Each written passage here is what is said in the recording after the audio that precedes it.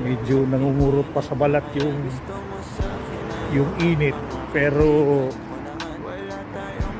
gusto ko guys para pawisan. Eh, medyo ano yung hangin, medyo malamig. Hindi siya humid. Kaya ayos lang. Lakad lang. Baka alas 4 pa lang.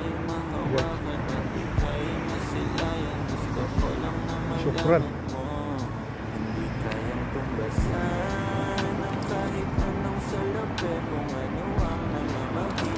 Sir, kabayan, naka-scooter guys. Yun yung mga damit doon guys na ano. Yan, yung nagbibenta ng mga jersey.